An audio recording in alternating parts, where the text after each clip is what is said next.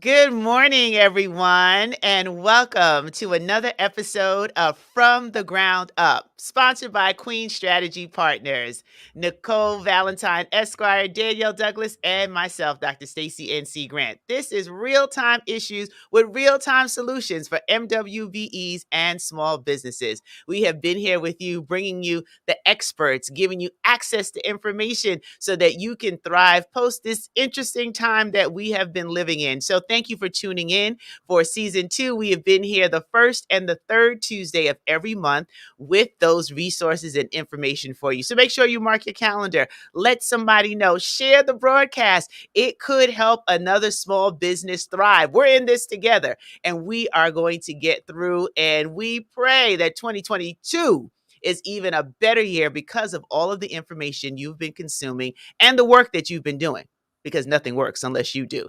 So at this point in the show, it's always my pleasure to introduce my phenomenal, fantastic, dynamo co-host herself, Danielle Douglas. Over to you, Danielle.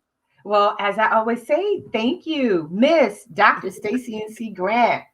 I just want to say good morning to you all. And once again, thank you for taking the time to be with Dr. Stacy and myself. We have some great guests coming on today. And what is the topic? Resources. Not only resources, but opportunities. We are really excited about the fact that in spite of COVID-19, as they always say, what may be delayed is not denied. And we are revving up because with the $13 billion JFK redevelopment project, the developers are starting up again. And they are looking for business owners like you to provide procurement contracts to. So, folks, it's time to get ready. It's time to put everything in order because the opportunities are coming. So, we are really excited about today because we are bringing you again real time solutions, not so much about issues today, but solutions and opportunities. So, stick around, stay with us because we got a lot to share. And with that said, I'm turning it back over to my co host, Miss Dr. Stacy C. Grant.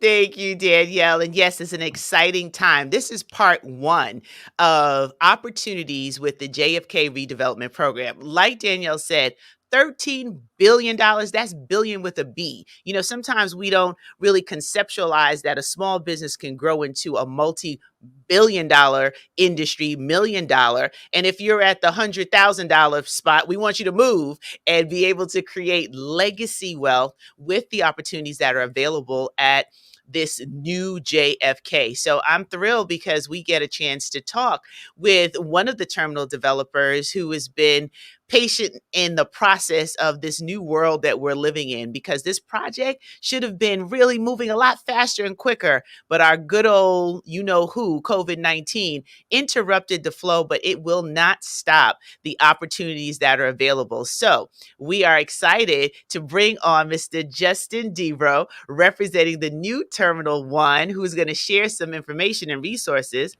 while I have something in my eye. But he's going to share some resources with us about the new Terminal 1 and all of the exciting things that are in store for a whole new JFK. Now, I don't know if you've been to the airport lately at LaGuardia. Oh my goodness, it is looking good, but I'm excited about what the new JFK will look like. So welcome to the show, Justin. Good morning, and thank you for Hi, having me, Dr. Justin. Grant. And before we start, I want to say, Miss Dr. Stacy and C. Grant, you Mhm. didn't miss a beat. Thank you, because I'm like, my eye is tearing and I'm like, whew, what's going on? But I'm grateful to have my co-host having my back here, because you could You tell me know, like, got you. girl. So the new Terminal 1 is a part of this whole makeover. And before Justin shares a little bit about what he does, I mean, can you imagine what it will be like 10, 15 years from now to say that your company had a role to play in the restructuring of this whole community with a new JFK? So Justin, over to you. Thank you, Dr. Grant. Good morning to you. Good morning, Danielle. Good morning to the audience. And again, thank you for having me. Just a little bit about the project. We are one of 4 redevelopment projects currently happening at the JFK redevelopment umbrella. We are, again, one of 4 If you visit this website that is currently on the screen, anewjfk.com, you can find a little bit more information about each of those terminal development projects, who your points of contact are, what are upcoming opportunities. But now I'm going just to focus on Terminal 1. Again, my name is Justin Debra. I am the Diversity Compliance Manager for the new Terminal 1. We are currently an all-international terminal. We will be remaining an all-international terminal after we build a world-class terminal. So we're currently at Terminal 1. We will be expanding the footprint to about 3 times that size. It will be occupying the current Terminal 1, Terminal 2, and Terminal 3. As far as opportunities, there is no opportunity that's too small. There is no opportunity that is too large.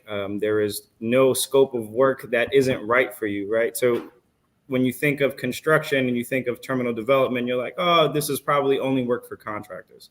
That is the wrong thought process. There is no opportunity that you can't bid for. So opportunities will be available to all MWBEs, to everyone in the community. I think first and foremost is staying engaged with those points of contacts that you will find on this website. If you are interested in the new Terminal 1, I am your person. I also work with the team, Kimberly Hardy and Rosalie Polanco.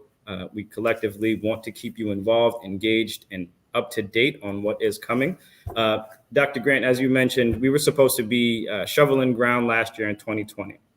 COVID happened, which set us back a bit.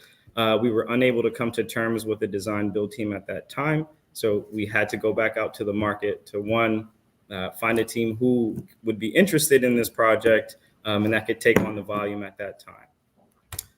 We've since then gone out to the market, RFQ. We are currently in an RFP phase and a competitive bid process. So we hope to have a selection within Q4 of this year and commence construction by Q1 of next year.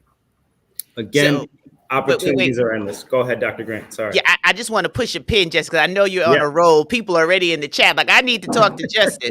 But I want you to, before you go into a little bit more detail, just explain the difference in the stage, right? Because a lot of people do think when you talk about the airport, you talk about a whole new JFK, they have taken themselves out of the running because they're not into construction.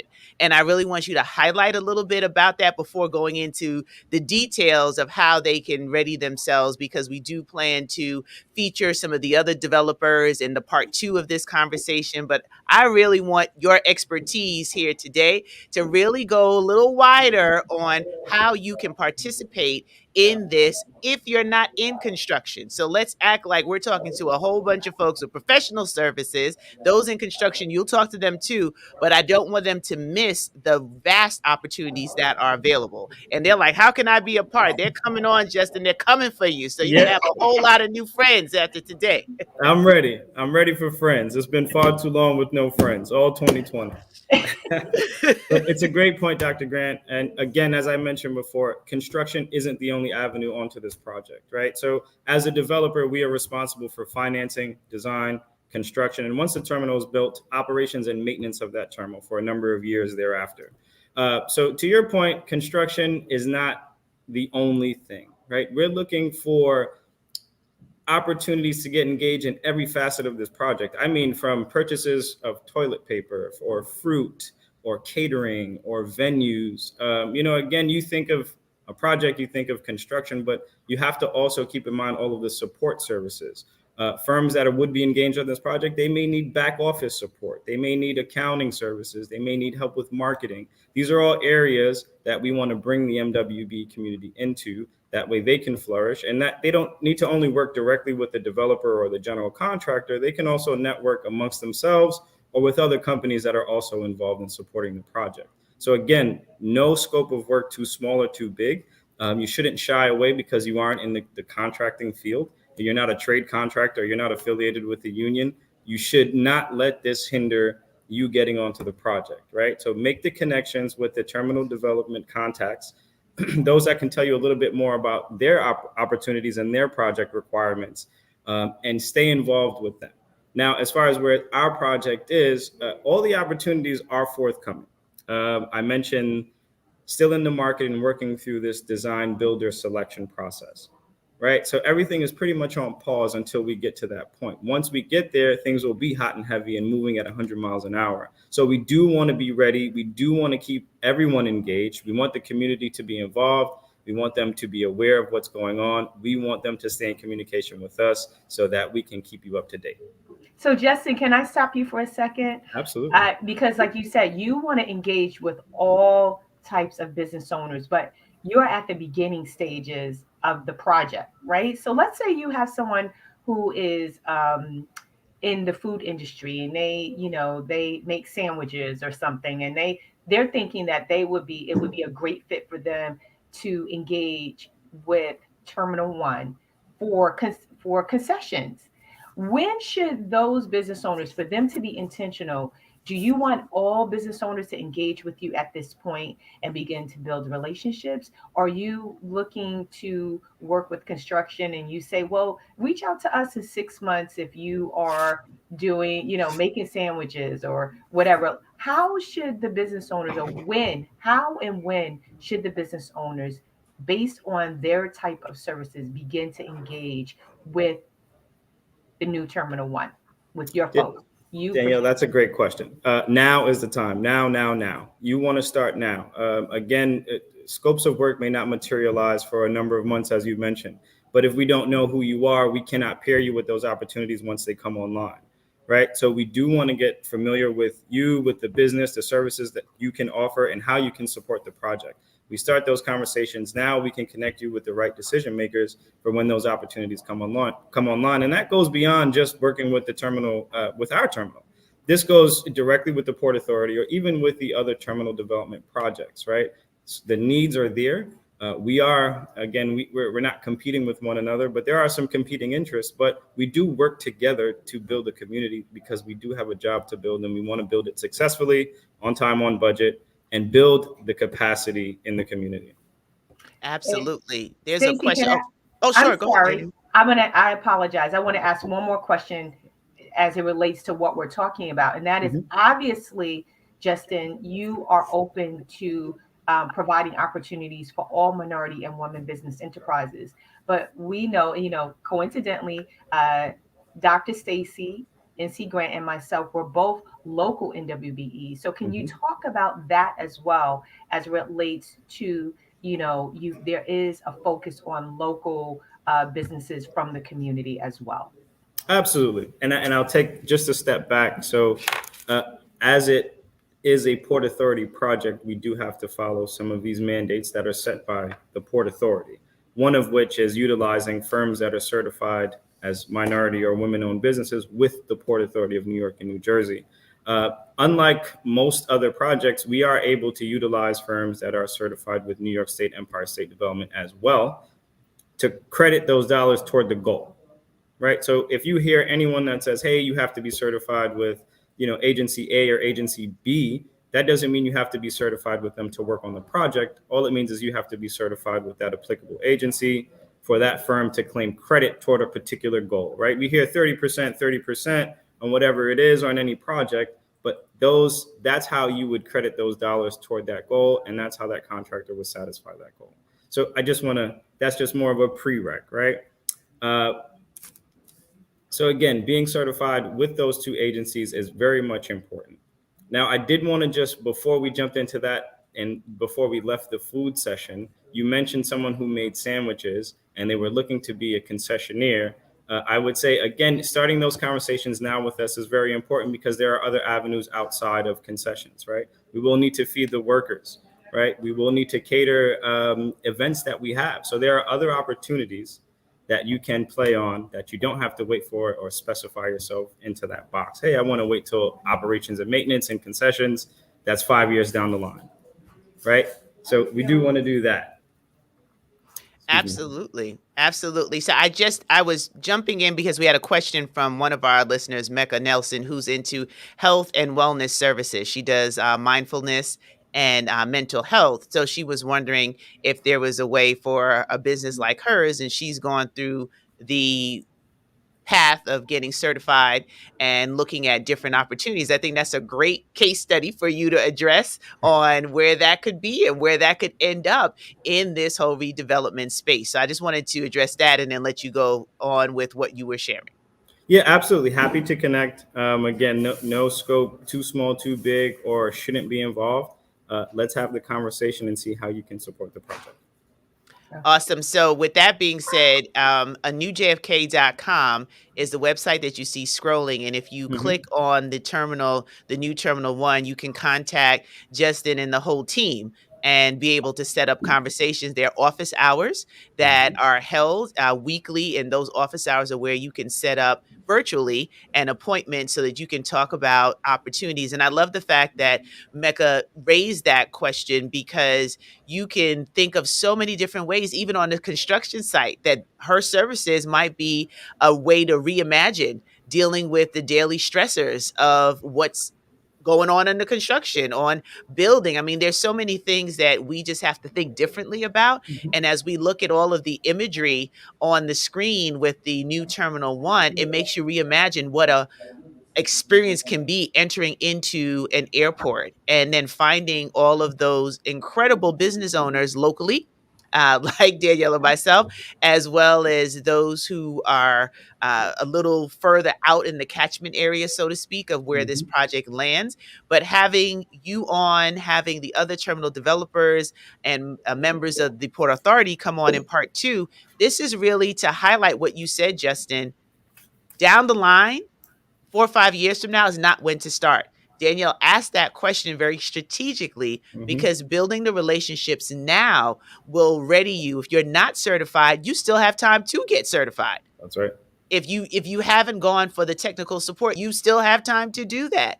And the fact that you are building those relationships now is key to how we can close out this fourth quarter, because quite honestly, Danielle can attest, if you put in the right work, if you get the right support, she does a lot of technical assistance with small businesses. You can get your paperwork in before 2021 closes. And Justin knows. I want to say thank you to Justin and his team, Kim Hardy, Frank Mendoza, because they are always coming to the table ready to go. So thank you, Justin. We had the opportunity through the Council for Black Business Enterprises, my soon-to-be nonprofit. We had a matchmaking event, and just so happened we were able to connect you, Justin, and your team to what, Hmm. like literally, it was about 10 business owners, Hmm. right? Particularly local business owners. So thank you, thank you, thank you. And I do have two follow-up questions. One is, a lot of business owners don't realize that there is an emphasis for local minority and women business enterprises. Can you share with them what, zip codes? You don't have to go down a list, but we know that usually is the first three. If you could say, if you live in zip codes that start with like 114, and then you are considered, a local business. That would be appreciated. And two, how should business owners ready themselves, regardless if they're local or they're in the outside and catchment area, as Dr. Stacy said? How can they ready themselves? Do they need a capability statement? What's the basic, step one besides certification, that when they pick up the phone and say, Justin, I want to speak to you, I want to connect with you, that they should have for you? Sure. All great points, Danielle. And really quickly, Dr. Grant, before we leave that subject, we do have office hours virtually Monday through Friday from 9 to 5. So please schedule a time that works for you. That calendar is updated and current. Now, to get back to your point, so the Port Authority does have a focus on local businesses and impacting the local community. And understanding that we've adapted those, I guess, that approach, right? But we want to take that above and beyond. So our focus is impacting the local community in every facet and every phase, right? We talked about bringing on firms and construction, but even everything outside of that. The Port Authority's focus is what they call priority zones. So the first priority zone is in and around the JFK community, right? So they call that the catchment area, as you mentioned, Dr. Grant, but it is southeast Queens and southwestern Nassau. And again, all of those, it's approximately 37 zip codes around the airport that make up this priority zone 1. Then they go into a priority zone 2, which are the remaining zip codes within Queens, then the remaining boroughs within New York City. And then what they look at is firms that are located within the Port District, right? The Port District are specific counties in New York and New Jersey that are under the Port Authority's jurisdiction. So their focus is to bring in firms in that priority, if you will, or in that order. Our focus, of course, is to work within the community where we are building and impact that community. And when it comes to bringing on firms, as well as workers and residents of the community. I love that because that opens up the door to a broader conversation that you can be in the community, take advantage of it, and then maybe you're just a little further out of the area, you can still network with another company or organization that is participating and build collaborations. So we talk about that all the time on our show, strategic partnerships, collaborations, joint ventures, ways in which you can not think about just doing it alone, but pooling brilliance together so that you can go after what is available and offer up services that can fill the need and support what is happening on the ground. And I think that is one of the things about this that makes me very excited is how many businesses will be able to change the trajectory of their bottom line and look at all of the different ways that they can participate in the project. So Justin, you do a lot with outreach and you're talking to businesses all the time. What would you just caution those who are listening? Danielle mentioned the readying yourself for the project. I'm sure if we had time, you could give us like 101 ways not to do it. So I would love for you to give us maybe the top 3 to 5 things that you should really start doing now that you've seen that bring that success. Like when Danielle said you and the whole team were so supportive in the 10 businesses that you interacted with. Absolutely. And it's all related, right? So Danielle didn't forget about that question, although we didn't address it yet, but absolutely. So first and foremost, we talked a little bit about certification, right? If you have not become certified, you should absolutely pursue certification. In this case, with the Port Authority of New York and New York State Empire State Development. Once you do that and becoming certified, you should also stay abreast with what that certification looks like. You should look to see that your contact information is current, right? The point of contact, right? The number, the email, who the person is. That person may have worked for you some time ago. It may be you. You may need to delegate to someone else because you have too much on your plate. Make sure that information is current. Make sure that what they have as your business description is current, and the commodity codes that are assigned to your record are current and true. That will be the first place most folks go to find a business like yours. So they will go to the, yes. I'm sorry, I apologize, but I want to stop here because Sure. when you say commodity codes, that is, should they be doing commodity codes for specific to Port Authority, or should they be using the, forgive me if I'm not pronouncing it correctly, the NAICS codes? You know, the city of New York, they use different codes, right, than the state. Right. They don't go by the commodity codes of like the NAICS codes. So can Right. you just share that? Because that's very important. That's a critical way that businesses can access actual contract opportunities, because based on what they put, that is the type of opportunities that will be sent to them, right? To Yes. potentially bid. So can you just, that like we're going to act like people don't know, because that is critical for them to understand those codes and which ones they should put in. Absolutely. So every agency will use different code sets, if you will. So as you mentioned, New York City uses a very different code set than New York State. Now, New York State and the Port Authority, there are some similarities, but even they assign different codes to these records. So you're going to go for what the code sets are being utilized by that specific agency. So the Port Authority, once you go in and you're looking for MWBE certification, the Port Authority utilizes their own set of codes. They also utilize NAICS codes, as you mentioned, but they typically assign those to a DBE or to a disadvantaged business enterprise record.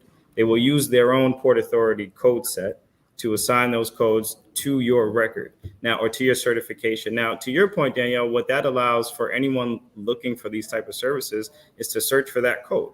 If they go into the online directory, they say, hey, I'm looking for toilet paper. They would type in toilet paper or look for the applicable code, search, and then they would find firms who can offer them those type of services. So again, it's specific to the agency, and you will be briefed with which code sets are being used while you're going through the application process. Okay, and I have one more question for you. Sure. I know that sometimes business owners think the more, the better, right? And they put like 20 codes in there. What is your recommendation in regards to that? Should they put just maybe 3 or 5 so they could be very intentional about the opportunities that they're getting? Is in this situation is less is more? Yes. It's funny because, yes, I have seen those records that have everything under the sun, and you look at it and you wonder, hey, what is it that you can actually offer? So to your point, yes, be strategic and intentional on what you want to include. You want to include your main lines of service, right? If someone were to come to you or approach you and say, hey, you're certified to perform this, can you do this? If it's not something you do, that was right. It was a waste of your time and their time. Right, you can spin your wheels, and you want to be successful, so you want to be able to provide the services that are in your wheelhouse, not something else that you may have to outsource. Right, so yes, be intentional, strategic on the codes that you include, but you do want to have your top 3, maybe even 4 or 5. Again, include all of your services, but keep in mind that when folks look at it, they want to be able to see what it is that you can offer them right away. So we've been joined by someone else on your team that we have the privilege of working with. So we want to welcome our dear friend, Kim Hardy from the New Terminal One as well, who has joined into the conversation, making a million things happen. She is a true woman of many talents, and we just appreciate the fact that with everything she has going on, she was able to come on and join in with Justin as we get to highlight the work that the New Terminal One is creating and the opportunities in the relationship building stage. So this very personalized time is key because you'll hear from other terminal developers who are further along with getting started on the project because of, like we said earlier, the COVID-19 delays, but what a prime opportunity to start building your rapport with the New Terminal One. So welcome, Kim. Hey, good morning, Dr. Grant, Danielle. So good to Good see morning. you. You see the fantastic team we have with Justin telling you all about the opportunities that we foresee for the New Terminal One once the project begins. I really wanted just to drop by to reaffirm the New Terminal One's commitment to really empowering businesses that are in the local vicinity, as well as our minority and women-owned businesses. Really, the commitment is unparalleled. It really begins with our leadership. As you may know, one of the equity partners on the project, those are the people that pay for the project because it is a privately funded project, is JLC Infrastructure. And that's led by Loop Capital with Jim Reynolds and Magic Johnson Enterprises. So really from the top of our leadership, there's such a strong commitment along with Ulico and the Carlisle Airport Group. Also, this is one of the few projects where we have an MWBE leading the project management office. And I'm proud to say that that's the firm that Justin and I work for, McKissick and McKissick, led by Cheryl McKissick, the 5th generation of her firm, of her family, to run this construction-related business. Also, the New Terminal One is led by Dr. Gerard Rochelle, who has an amazing resume and is well known in New York State for leading both public and private institutions, including the dormitory authority of the state of New York. So with that leadership, we really are committed to not just the MWB community, not just the local business community, but really the community as a whole. And that's why the new Terminal 1, in addition to already spending close to $50 million with MWBE and local firms, also provided scholarships for young people attending one of our local high schools, the August Martin High School, so that they could get flight training. And we really want to prepare other young people to consider careers in aviation, not just as pilots or flight attendants, but to understand the business side of aviation. So we're just really excited and really believe that this infrastructure project, the new Terminal 1, can really integrate with community development so that we all benefit from this world-class terminal, again, that really must benefit the community. So Justin and I are just delighted to spend time with you this morning. We're very accessible, happy to meet with all of your listeners to talk about their business strategies and how they too could participate on our project. So thanks so much for giving us the opportunity to stop by. And Absolutely. Stacy, I just want to jump in before Kim has to go because I know she said she was just stopping in. I just want to say that um, Terminal 1, particularly McKissick and McKissick, they walk the talk. I am a local business owner, as you all know. And when I tell you how extremely supportive they have been truly in my efforts, they took a leap of faith with me last year with the Black Business Owners Forum. They were one of my key sponsors. They sponsored again this year. They showed up with the Council for Black Business Enterprises and doing the matchmaking event. They assisted with outreach for the Black Business Owners Forum. When I tell you they have been true partners for a little small business owner, and I say that facetiously and in a funny way, but they really walk the talk. And oh, by the way, Mr. Bouchel, he was my keynote speaker last year for the Yes. Black Business Owners Forum. Again, just as a local business owner and just the support. So I just want to personally say to Kim, as well as Justin, on behalf of McKissick and McKissick, and Cheryl McKissick being the leader of the organization, I can say firsthand that you are walking the talk. You are really trying to assist minority and women business enterprises in totality, but also local businesses as well. And I could speak from that firsthand and as a lived experience. So thank you, thank you, thank you. I just want to acknowledge that and let people know that it's not just a developer coming here trying to get some business owners. You are truly walking the talk. Danielle, Absolutely. thank you so much for that. We appreciate it, and we look forward to continuing the great work that you're doing in the community and, frankly, the city and the country with your new initiative, the Council for Black Business Enterprises. It's also impressive, and we're glad to play a role. Thank you. Yes, absolutely. And, I too can echo not only just with businesses, but with causes, in the community that the new Terminal 1 and McKissick in particular with the JFK Rotary.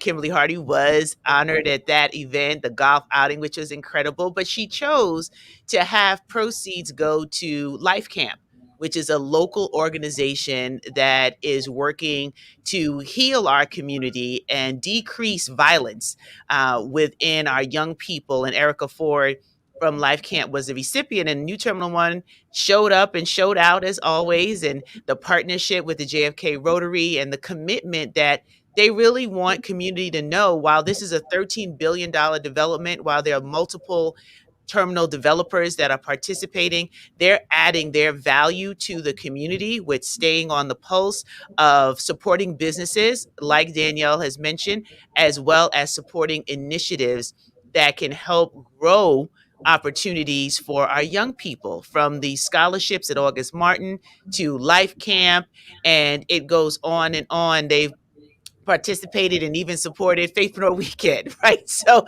I mean, you've been everywhere doing everything, and I think that speaks volumes for how we do business moving forward. That is not just about increasing the bottom line of one company, but how can we increase the opportunity to participate in the American dream for everyone in our community. So, Kim, thank you so much. Justin has been holding it down, For and we're not sure. done with him. They're trying to steal him up. They're in the chat like, we need Justin. We need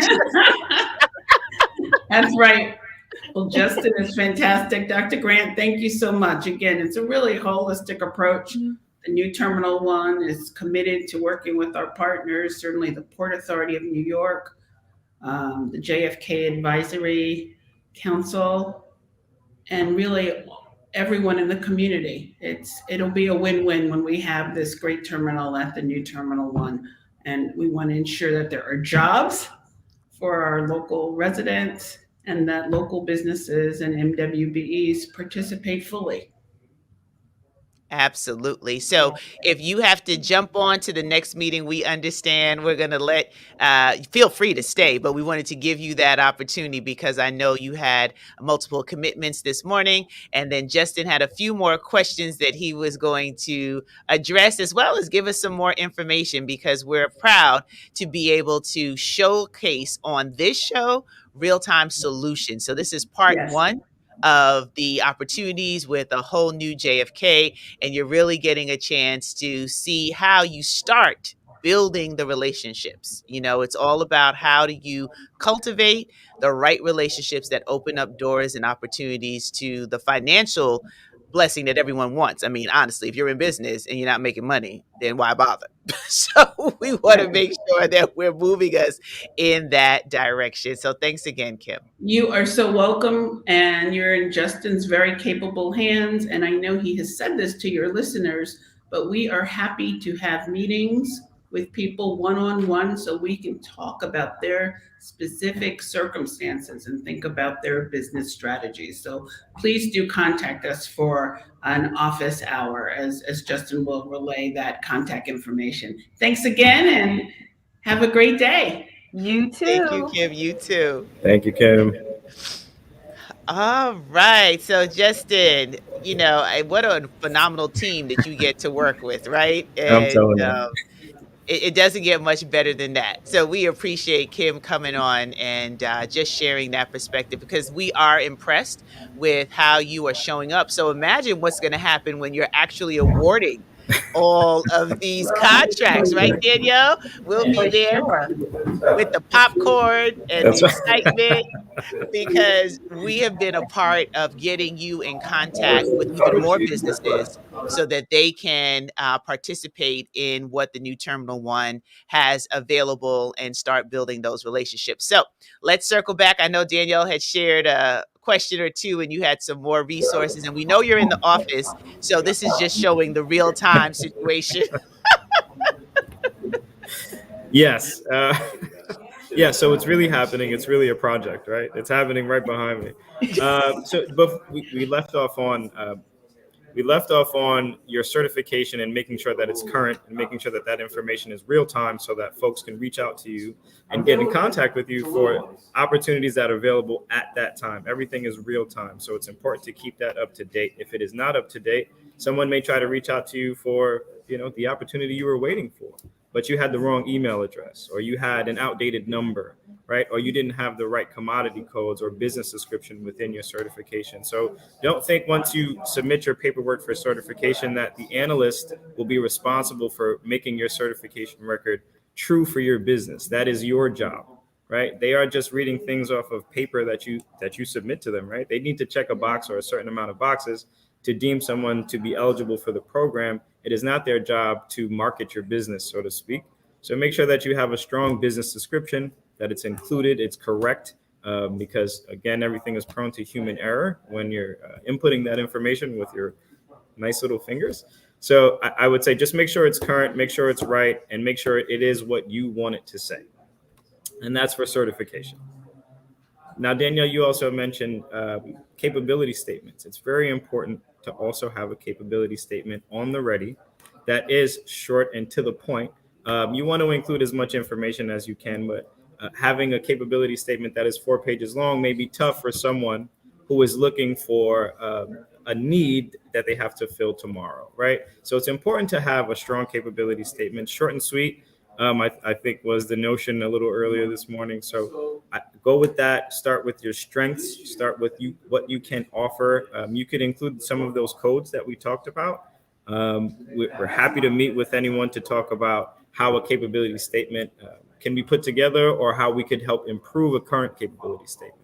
So again, office hours Monday to Friday, 9 to 5. Happy to help wherever we can help.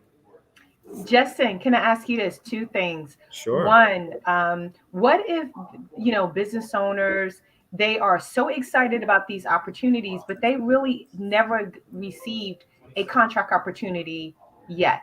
And part of a capability statement is called a capability statement. You want to understand their capacity, the Mhm. type of projects they've done that is related to what they are trying to provide a project such as yours. So can you give guidance on that? That's one thing. And then the other thing, I don't know if you have a template, but I know that Empire State Development has a template for business owners to a capability statement template. Okay. So I just want folks to know that they could go to Empire State Development and look up a capability statement template there.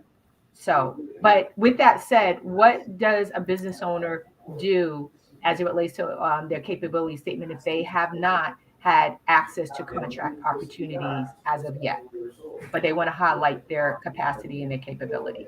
Absolutely. So, I mean, a capability statement to your point, Danielle, it highlights your capabilities. So, I mean, having previous completed work is a plus, absolutely. But, on your capability statement, focus on your strengths. Be real and intentional with the information that you are sharing to whatever audience you are sharing it with, and let it be real, right? And be honest with where you are in your position as a company, as a person, right? If you have an opportunity where this is a very large contract, but it's your first contract, you may not have the back office resources to be successful on this project. You may not have the adequate workforce that's necessary. However, there are resources that can help with that.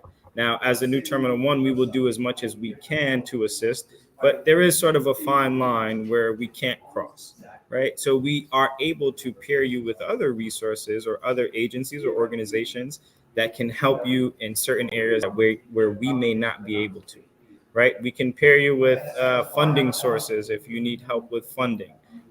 We can help you with negotiating favorable payment terms once you get to that point. But these are all things that will be necessary in order for you to be successful.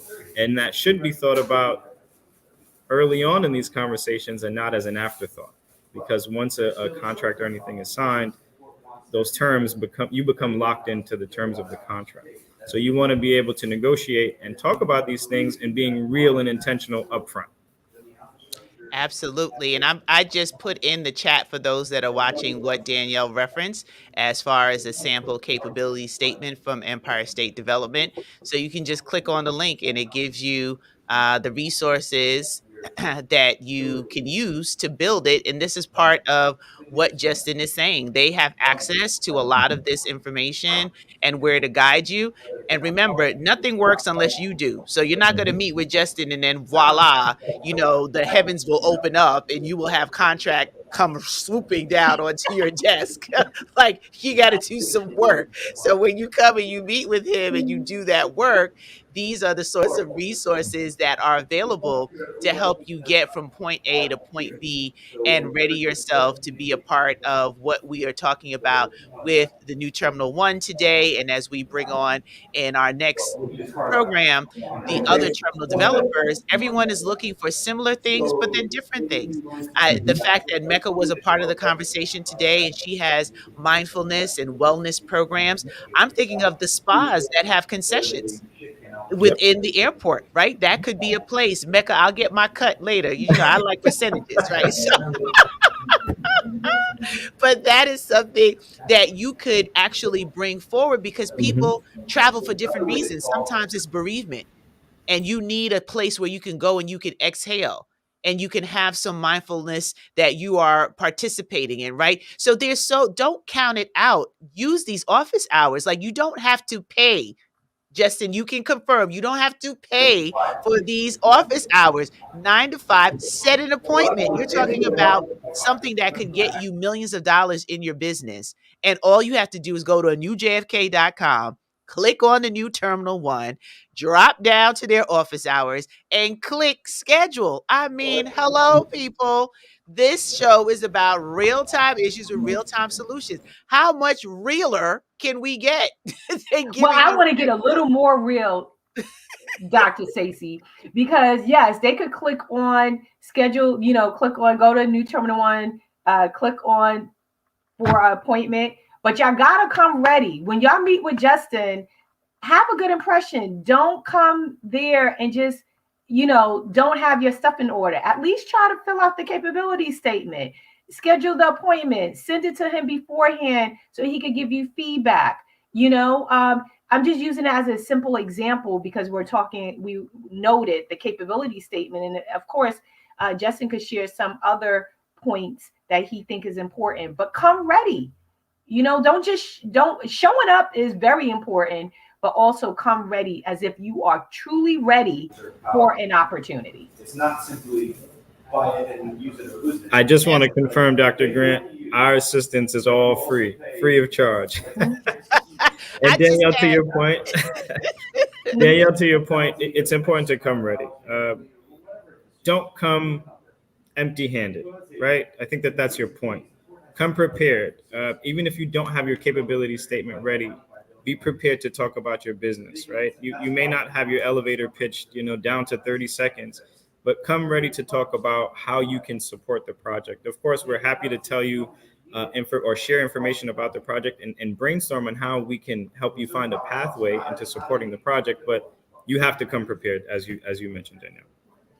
Absolutely. This was really great. And Justin, we appreciate that we had you all to ourselves. We're selfish. We like that, Justin.